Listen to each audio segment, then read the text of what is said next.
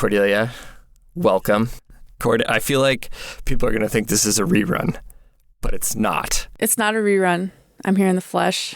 You're back for a hot second. It's good to be back. We were texting last week, the week of the election. I just appreciated you reaching out so much. And we were talking about how we miss sometimes these opportunities to kind of debrief and start the show. And I think you said well, let's just do it again. There's nothing stopping us. Well, I realized you and Becca and the diaries was really my bedrock for so many significant events that happened during my time at the Dirtbag Diaries. Yeah. We went through COVID together, the Black Lives Matter protests and George Floyd, the 2020 election, January 6th. All of these things happened while I was a producer at the Dirtbag Diaries. And we just had these moments because of our production schedule to check in and reflect and process how we were feeling and what was going on in the world in the context of the stories that we were telling. And yeah, it was just these beautiful opportunities for us to connect and talk to people, to make music, and to process these things together as a community, because it's actually really hard to process alone. It's funny how those years, I feel like we were all on this little tiny boat in this big ocean together, all pulling in the same direction, just being we're on a little tiny dinghy, we're going for it. And it was those were very memorable, powerful years, I felt like. They were, yeah. I feel like last week, just with all the turmoil that was happening in our country, all I wanted to hear was the Dirtbag Diaries theme music and your and Becca's voice on the phone. It just that sense of familiarity. It was a homesick feeling, which made me realize, even though I haven't been on the team for a couple of years, how much Duct Tape and Beer is still home for me. Mm-hmm. You have left the Diaries to embark on your own incredible community building endeavor, the Empathy Theater Project. You're 2 years in. How is it going? It's going great. We are in the middle of producing a musical right now that we workshopped last year. It's called We're Still Here, and it's actually the whole inspiration for the musical, which we talked about on the Diaries a couple years ago, was the story that I reported about Oak Flat on an Endangered Spaces episode, I think in 2021. And it's a musical that has evolved over several years and has been co-authored in community with Indigenous people out here in Colorado. And it's about a Indigenous family fighting to save their sacred river against a proposed copper mine that's threatening to destroy their sacred ceremonial grounds. And then it's also about a rural mining family who is really struggling economically and is viewing this mine as their lifeline. And so it's kind of an Oak Flat meets Romeo and Juliet type of story that we put on stage with a lot of music. And we're doing our second production of it now. So we ran it last year in Boulder. We actually sold out every show. We ran it 8 shows. That's incredible. Yeah, had a great run. And then we workshopped it all year. So it's been edited for another year, gone through a huge revision on the script, all of the music. And now it's in an even more solid place than it was last year. And we have a brand new cast this year. And we're in week 3 of rehearsals. So it's pretty exciting. It's busy around here, but really fun. I think the one thing I've admired watching you go through this process is that you, as a creative, as somebody who's creating art and trying to bring people together through that, is that you're not creating something that's simply black and white. With your sort of storytelling, with your music, you're sort of prepared to kind of be the world is a complex place and many things can be true at once. And I really appreciate that. Well, I think it's hard to do, but it's needed to build empathy for people and perspectives that you don't consider to be your own. And I think that we, as artists, I know my whole team really perceives this painful rift in our democracy right now, and that it's getting more and more polarized. And that's putting all of our futures at risk in certain ways.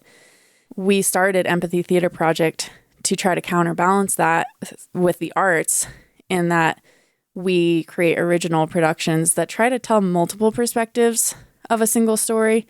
So we look at polarizing issues, we look at divisive issues, and then it's very like journalistic based, just given my background. And we do a lot of research to try to understand where everybody is coming on this issue and where every stakeholder has humanity in certain fights and certain issues. And then we bring those stories to the stage through spoken word and through music in a way that hits you just totally differently on a different emotional level than like seeing someone's irate Facebook post or reading a newspaper article from your whatever source of media is swung towards your bias, you know? And so we strive to equally represent multiple sides of the story. It's not always easy, but I do think that our audiences have really resonated with the work that we're doing and found it to be a breath of fresh air in this like hostile, polarized environment that we're in. And I think our world needs it because, you know, issues are never black and white, and we all have to work on our capacity to empathize, regardless of who is elected president. You know, we all have to play the long game here for our country. Yeah. And for the sake of just being humans. Yeah. Well, and I think the Dirtbag Diaries is similar in the way that we sort of share missions to tell stories and to create bonds to important people and places that we want to protect into the future, because we all want to get outside. We all want to be around people that we love, and it's going to take work to be able to do that.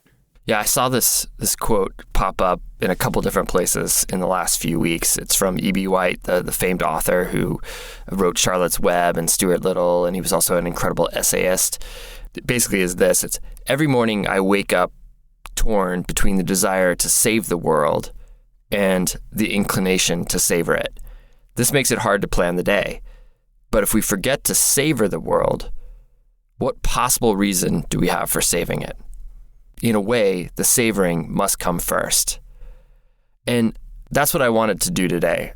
I wanted to take a moment to savor difficult things, to trying hard things, whether that's building a theater project that's designed to create more empathy in our world, whether it's putting on this show for 18 years, right?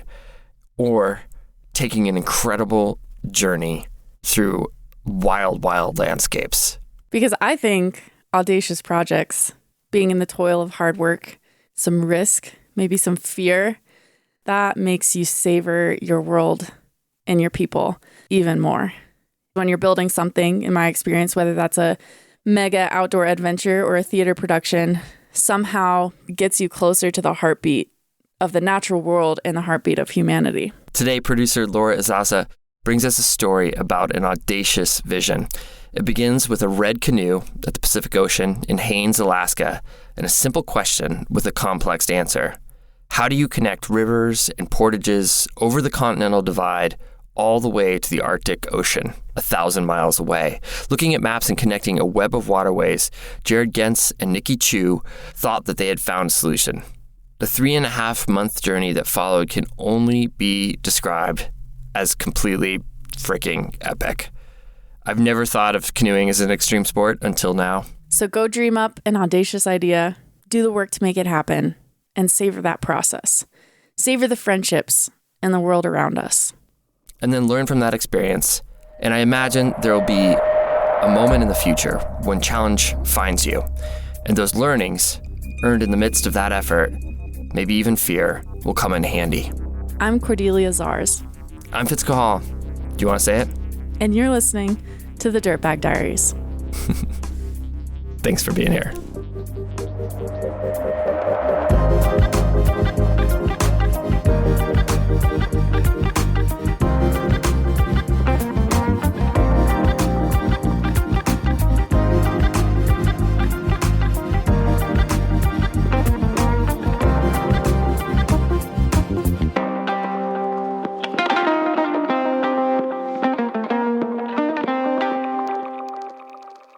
I'm Jared Gentz.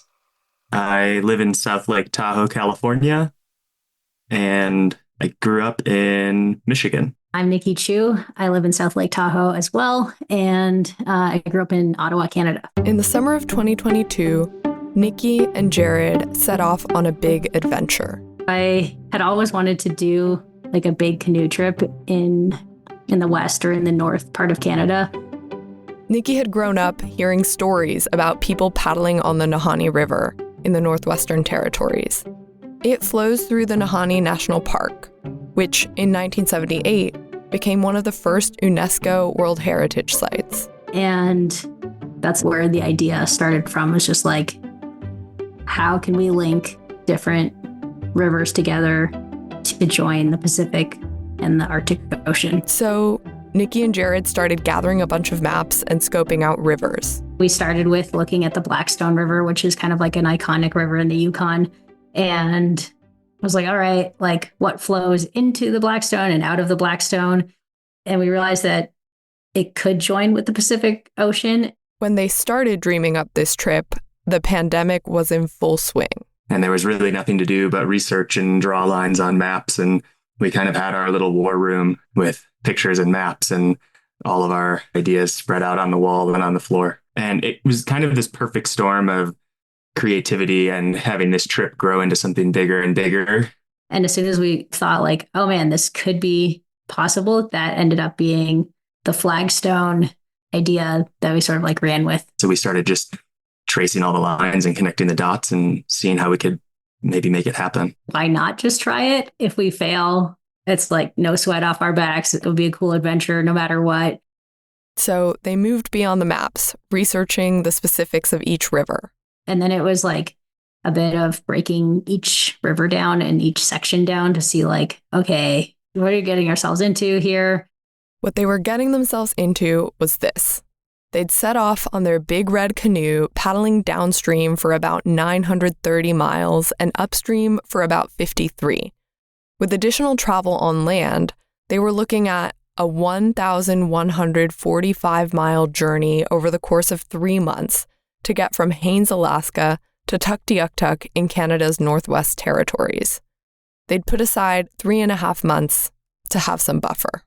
Every hurdle that we came to, we're like, oh, there's like a reasonable solution to that hurdle. So it just felt like at every step, it was like, oh, this is still possible. Once they'd scoured the maps for a path and chosen which rivers would lead them from Haines to Tuktoyaktuk, they had to figure out what the conditions were going to be like.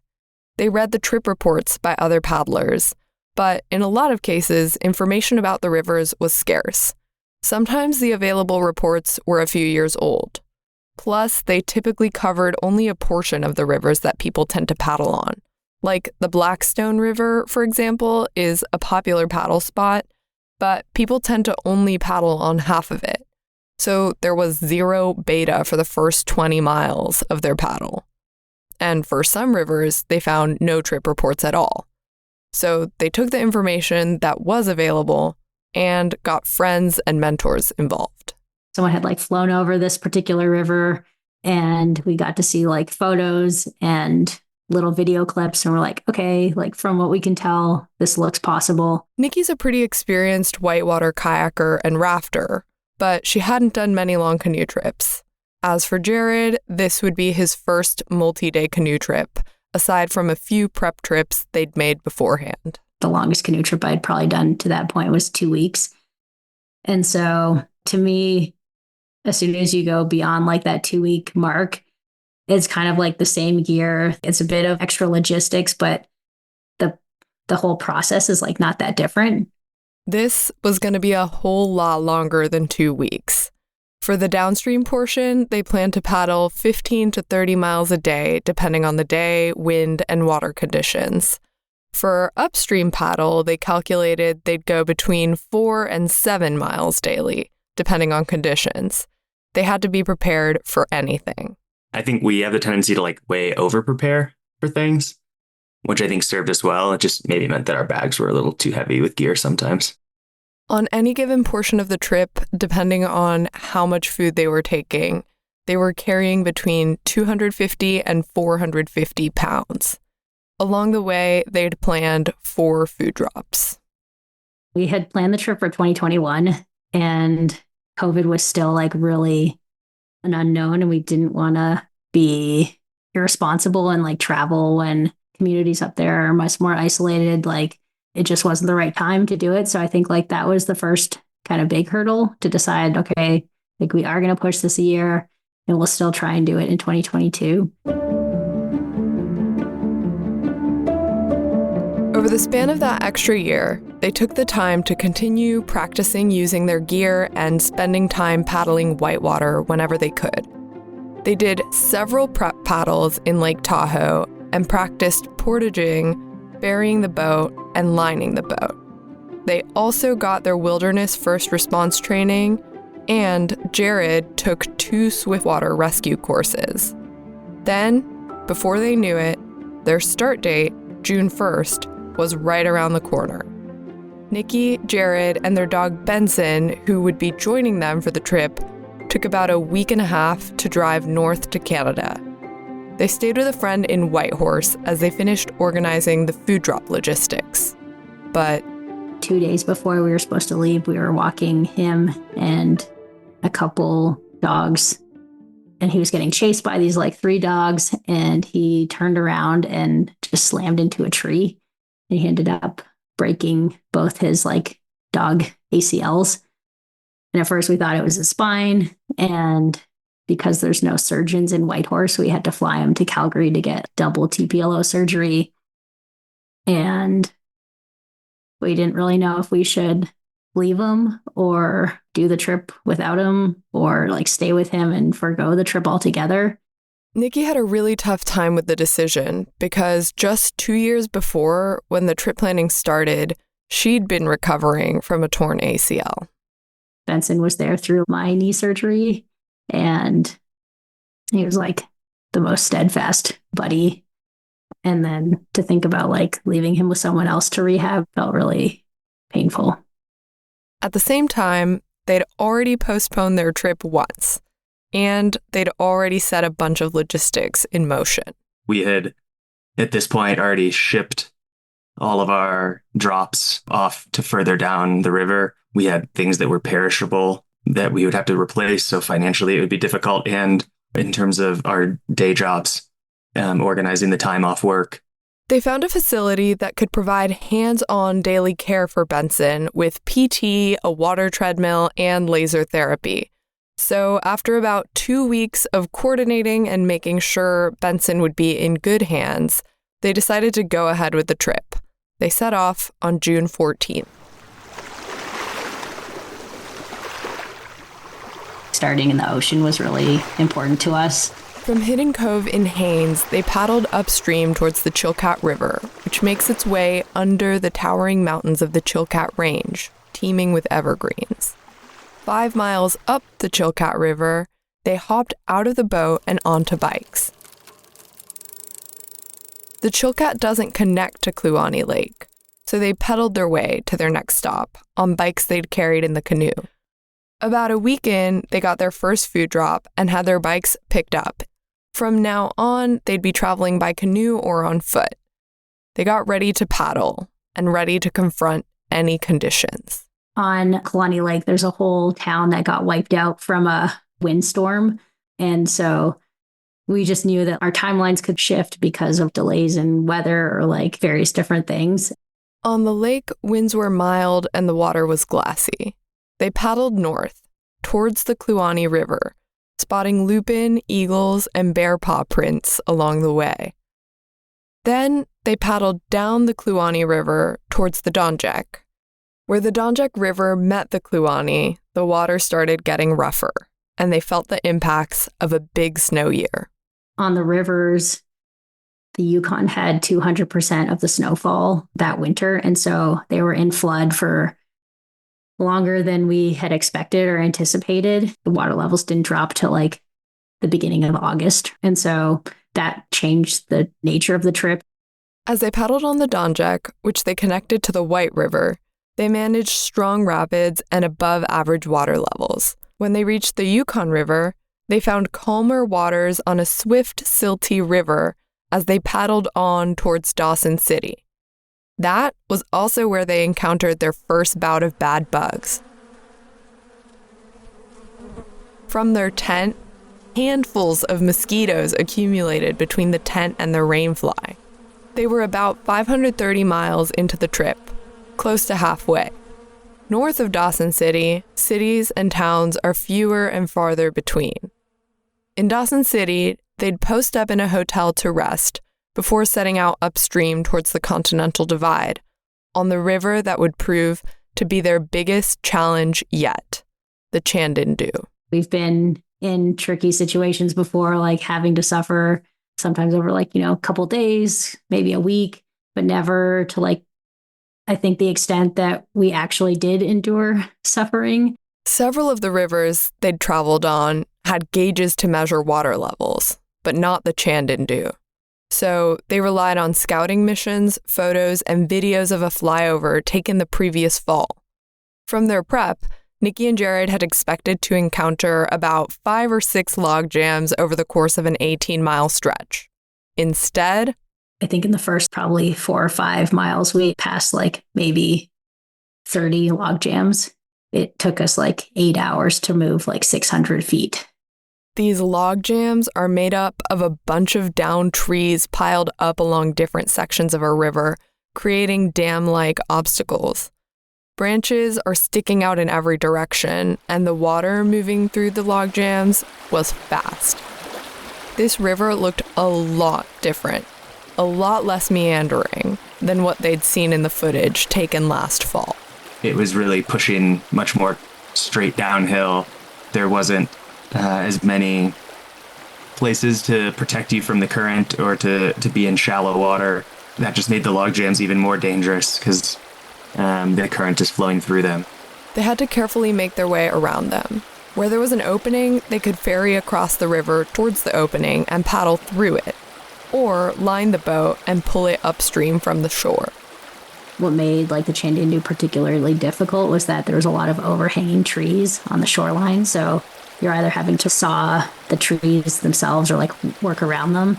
Often they'd end up portaging around the log jams.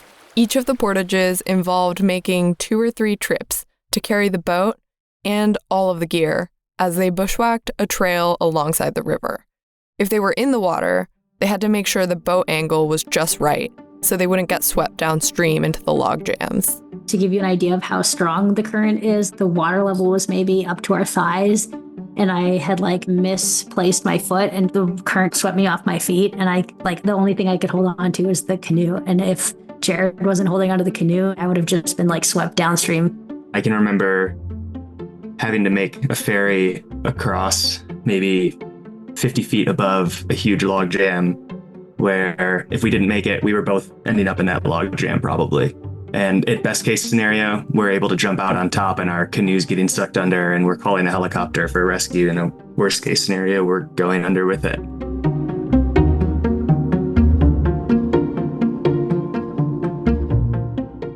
It probably happened 50 times like that. To make the ferries across the river towards the slower moving water as safely as they could, Niki and Jared had to communicate constantly. You kind of make the decision to go, and then it's just paddle with everything you have, and I think adrenaline kicks in and you just kind of make it happen and end up on the other side of the river, hopefully. And we definitely had times where we started and realized we didn't have enough momentum, we didn't have the right angle, and we had to ferry back and reset and start over. The stress of the Chandindu was getting to them. I threw up a couple mornings just from dread, from thinking about having to go through all of the cold and suffering and stress of navigating the river. And I wasn't eating decadent breakfasts. We're talking coffee and oatmeal. And on top of everything, they'd left behind a bunch of warm layers. The water was extremely cold. And we had heard from one of our friends, you guys are gonna be so hot while you're upstreaming. You don't wanna be carrying too much gear. So we had sort of pared down our gear, only brought backpacker meals, which are pretty light. We ditched our dry suits, and in hindsight, that was probably a mistake because we had thunderstorms probably every day. A couple times had to pull over and just warm up throughout the day because we were so cold. I had nerve damage in my feet from being cold for so many days. It took, I think, almost 6 months to go away. Just this kind of constant tingling, like your feet are asleep. It was mid-July, a little over 5 weeks into their trip. They were miles behind where they'd expected to be at this point, and they were falling behind schedule. They started discussing contingency plans. It would be like, okay, if we can like average 3 miles a day, then we'll still be able to like have enough food to make it till our next drop. Before starting, they'd expected to make 4 to 7 mile gains every day on the Chandindu. In reality, they were traveling anywhere between 1 and 4. But if we're like 2 miles a day, which is totally reasonable, totally possible in a situation like that, then we would be like a week behind schedule and have like run out of food for a week. So it was like, it's not only the dread of what could come for the day, but it was also the unknown of what are we going to encounter and like how long will it take? And at what point do we make that decision to like turn around? So they took a rest day and talked about what they were going to do. And they decided to trudge on for a few more days before making a call. And the next day, they got back in the boat and started paddling upstream. We went probably about 2 miles and encountered a huge log jam that would just like require a lot of shenanigans to get around it. And at that point, it was like, Jared is like, he was the one that was going to be swimming across with the rope. And it was like, if he messes this up, he's probably dead. At that point, we're like so exhausted and cold and just stressed that it was like, this is not a good idea. It's not really worth it. They weighed their options.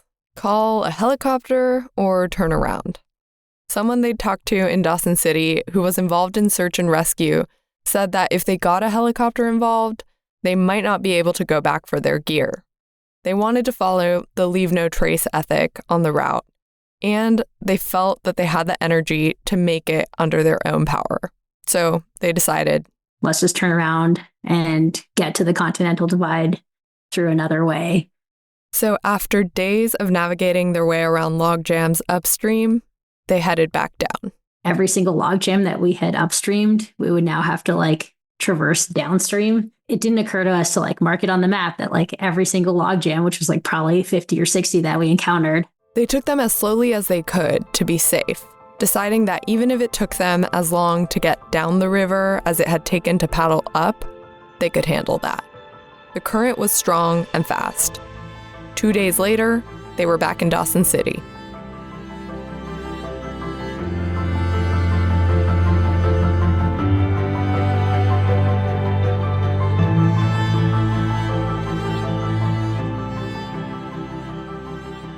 After the break, Niki and Jared have to decide if they want to continue to tuck.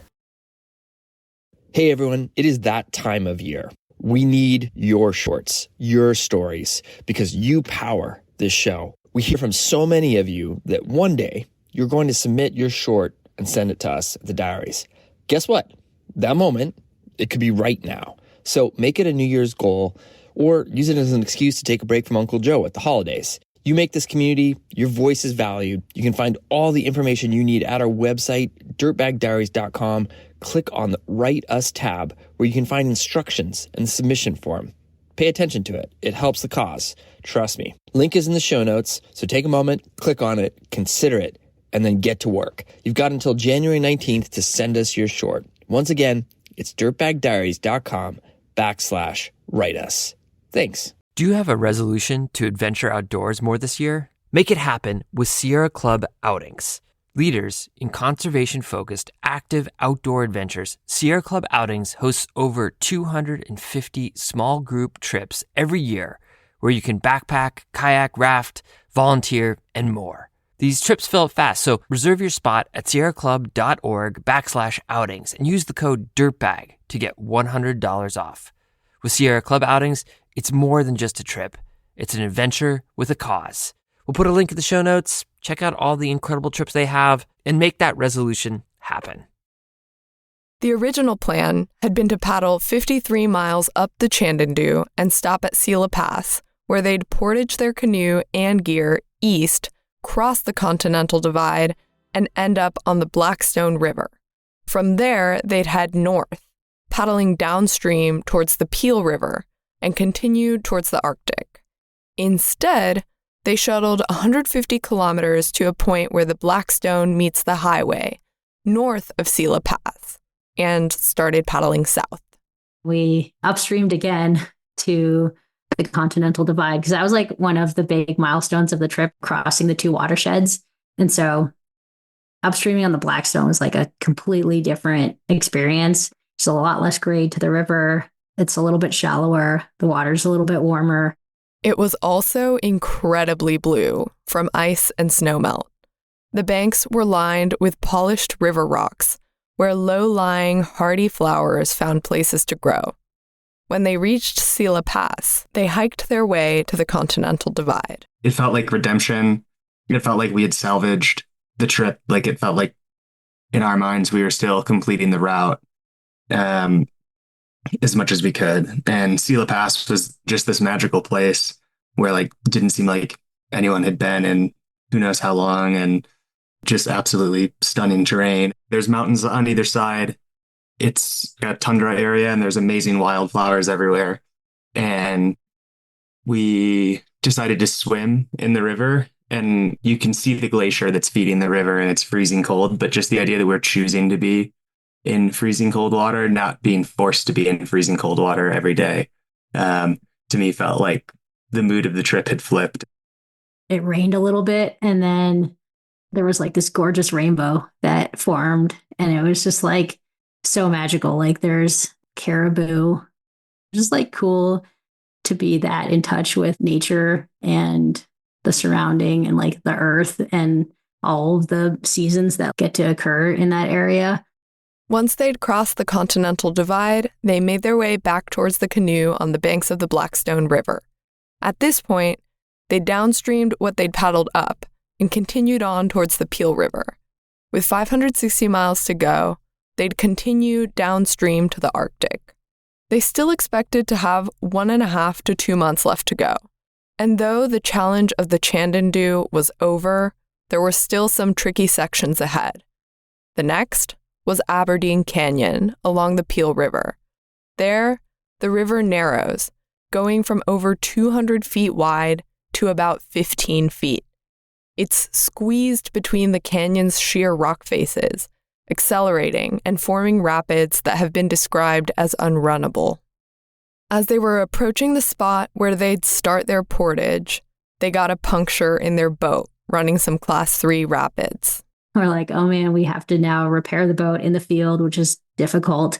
But it also forced us to like take a rest day, and that rest day was just a gorgeous sunny day. They rested on a gravel bar scattered with smooth river rocks and low-lying plants. We were on the Peel River, and we decided to make pizza on a peel on the Peel. And it was just like really wonderful to like have a good meal, like kind of be forced to just sit and wait for like, I think it was 24 hours for the boat to dry. And it was just like kind of magical to think about fixing the boat ourselves, being able to continue the trip, and then also having this like really great rest day. It was now early August, and they had a little over 300 miles of paddling left, and one difficult portage around the churning rapids of Aberdeen Canyon. But they felt ready. We knew with the portage, it was just going to be like 3 days of hard work. It wasn't like this infinite, like, how long is this going to last kind of thing. Though Niki makes it sound relatively relaxed compared to the Chandendu, they were still portaging on a remote trail. Niki and Jared made trips back and forth to transport their gear and canoe as they bushwhacked through dense brush and trees to the flat top of the canyon and eventually back down. Once they reconnected with the Peel, they set out towards the Mackenzie River. After Aberdeen Canyon, the waterways widened and the water slowed, moving between sloped banks. On the Mackenzie River, despite being so far north, the water was the warmest they'd experienced yet. Niki took advantage of the warmer waters, going for some swims. And now, the end was in sight. For the most part, it was fully smooth sailing, but we still had unexpected challenges along the way. A big one was as you get towards the Arctic Ocean, the rivers really slow down, so you're paddling a lot more, and we started to encounter pretty bad headwinds, so that's impeding your progress. When they got to the delta of the Mackenzie River, where it drains into the Arctic Ocean, they hit a storm. We had been paddling late into the evening looking for a place to camp, it's the land of the midnight sun. And so I think it was maybe 11 p.m. before we found a campsite and set up camp. And we knew that there was going to be a storm the next day. So we found this beach that we could get as far off the water as we could. And the next day we were on the ocean and we were just tent bound. We knew it would be about 24 hours of this storm. And so we were just going to wait it out in the tent. They made it through the first high tide without getting flooded out of their campsite. A huge relief. And what happened was the wind switched directions. So then we had not just the second high tide, but we had a storm surge. And in a matter of less than a half an hour, we went from our tent and our canoe fully out of the water to our canoe was floating and starting to flood. And the water was lapping up against our tent. And behind them was a 100-foot cliff. We had no choice but just to pack up and throw everything in the canoe hastily and try to paddle somewhere with higher ground. And we had ocean swell coming in from one direction and wind swell coming in from another direction, creating just really unpredictable waves. And we kind of accepted that we were probably going to swim and maybe be dragging the boat out of the water full, maybe be losing the boat and all of our gear and calling for a rescue at this point, less than 20 miles from the end of the trip. They spotted a pile of huge logs that had pushed up against the shore. They paddled to it and used it to get the boat back on shore. From there, they found what they described as a swamp and set up their tent, which was sitting in a puddle, being blasted by wind for hours until the storm subsided the next day. I think that was probably one of the scariest points of the trip for me, because we had known that people caught in storms in that area have died being swept out to sea. This is really hard to find you in the continental United States. If you hit your Garmin SOS button, someone is probably there within under 24 hours, almost guaranteed. And when you're dealing with the Arctic, expect someone maybe to come in 48 hours. And so I think just having that in my mind, we learned later that they call that section of the river Hurricane Alley because the winds can be so dramatic that I think it's a motorboat can't really get up the channel. Using their inReach, they'd been messaging someone they'd met earlier on the trip to keep him up to speed on the storm. He let them know that there was a First Nations whaling camp close by. He'd been in touch with them. He was like, you should just go there and they'll have hot food ready for you and coffee and can probably put a roof over your head. And so we ended up paddling there, and they did put us up in a little cabin with a wood stove, and we were able to dry all of our stuff out, which really just, I think, was the relief we needed and enabled us to kind of take a deep breath and then focus on, okay, how do we paddle this last day into Tuktoyaktuk to finish the trip. They were finally dry, drinking hot drinks, and there was a fire to keep them warm. And then Jared, he was like, we haven't really even touched the Arctic Ocean because we weren't technically on the ocean. I was like, that's silly. We're going to be on the ocean tomorrow. Why are you asking me to do this? But finally, Niki agreed to walk out to the ocean with Jared in the rain.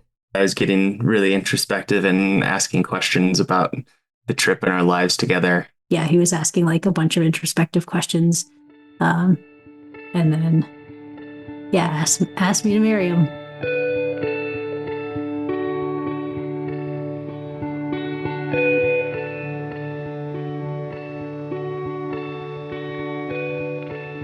And had craftily smuggled a ring with me the entire time, which was terrifying.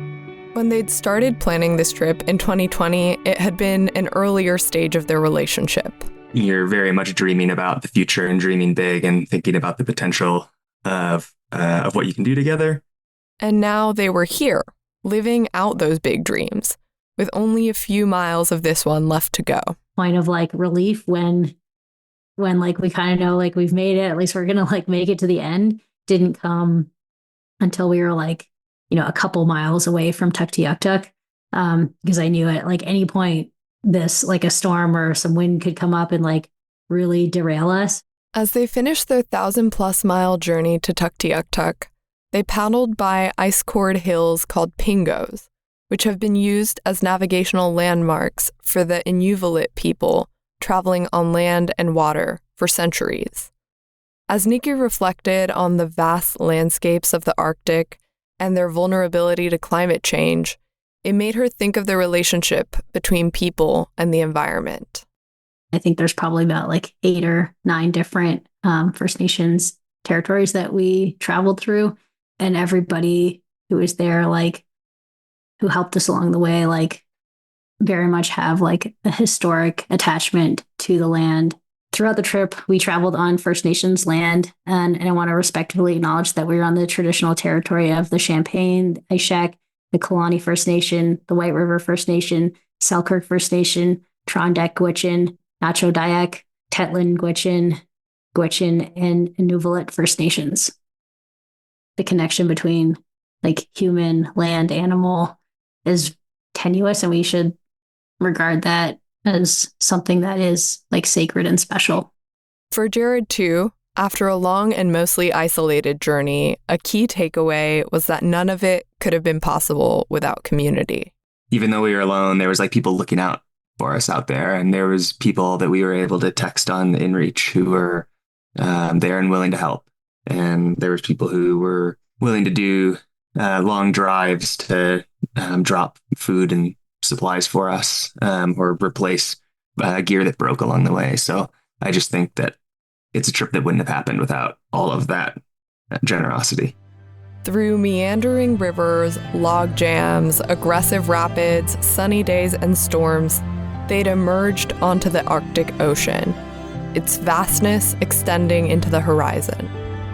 After traveling more than 1,000 miles, their journey had come to an end. There was just one thing left to do: reunite with their dog, Benson. He was just like so excited to see us, and by that point he could run around a little bit, and like he just like jumped 3 feet in the air when he saw us. Yeah, it was the ultimate case of the zoomies when he saw us. He was bouncing off the walls. This adventure that they'd been dreaming about for years was over. They had paddled, walked, struggled, and stood awestruck through the rivers and places that had started as lines on a map. For me, like looking at maps and things like that, you can kind of plan out and see where it is you want to travel, and like if it's possible, and then figure out all the logistics of like how do you make this happen. But I think like it doesn't really matter what you're solving for, as long as it's like holding your interest and you want to solve the problem. I think it just comes down to like imagination, where your interests are pulling you. How do you want to experience the world?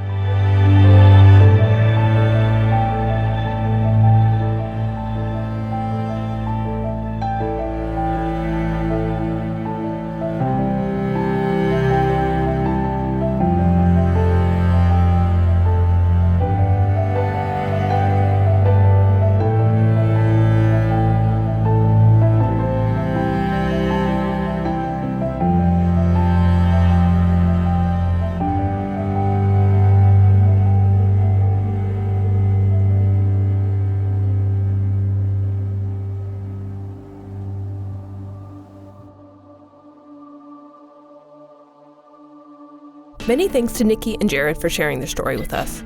A portion of the funding for their trip came from We Got Next, an organization that amplifies individual stories of adventure and activism from communities that have been underrepresented in outdoor spaces. Niki and Jared are scheming on climbing and skiing around Lake Tahoe. A lot. Our stories come from friends of friends, and from you. If you have a compelling idea for a guest or story lead, please give us a shout. You can email us at editor@ducktapethenbeer.com. Music today from Marcus Huber, Cindy Score, Matthew D. Morgan, and Lilac Canyon. The tracks are courtesy of Track Club. Jacob Bain and Nis Cotto composed our theme song. You can find links to the artists at our website, dirtbagdiaries.com. This episode was produced by Laura Izaza, with additional production help from me, and edited by Skylar Perwins. Illustration by Walker Cahal. Fitz is our creative director, and in Baja, I'm Becca Cahal, and you've been listening to the Dirtbag Diaries. Thanks for tuning in.